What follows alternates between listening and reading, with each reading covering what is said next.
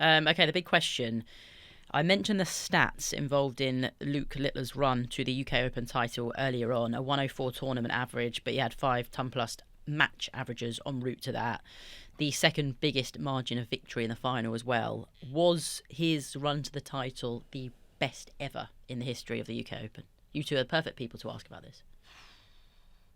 It was I impressive. look back at Phil. Of course, it was impressive. I look back at Phil Taylor in sort of the 2009, 2010, and just the dominance that he was showing, both in terms of score lines. I think he dropped the least legs in the UK Open campaign, something like 18, 20 in those 2 years. Yeah.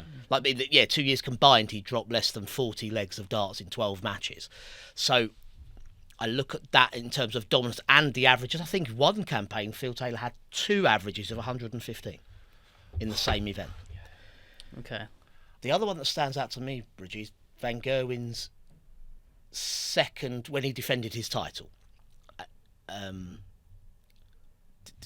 The famous now Rob Cross match where it was Rob Cross's debut on television. Yeah. The 19 perfect darts, just the dominance again that he showed in that year.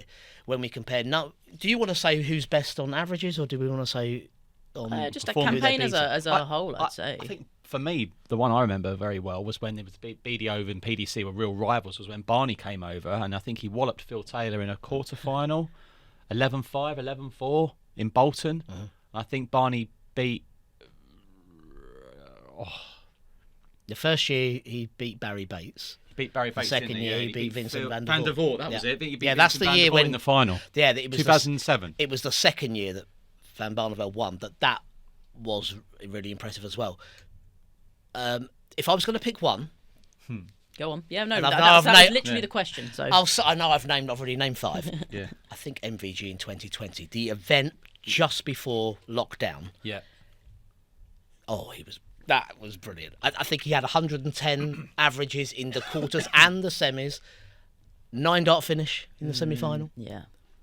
and then a classic against Gerwin Price in the final, 11-9. But it was an amazing match. So I think that one stays in my memory as the great win. We can't fault Luke Littler for the fact that James Wade didn't really turn up in the final, though. No. I'm not playing Littler down. We're just trying to name other ones. Yes.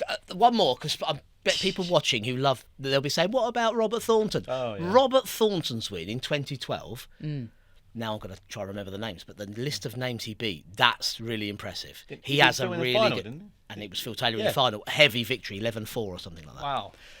So where are we saying Littler ranks then? He's in the top 5 for UK. I'll Open go top campaign. 3. Top 3? Yeah, Oh, yeah, top 3. good. Yeah, I agree okay, with that, cool. top You- 3. you We'll give listed Taylor them. one and Van Gerwen one, and Yeah. Esteemed company. Yeah. Okay.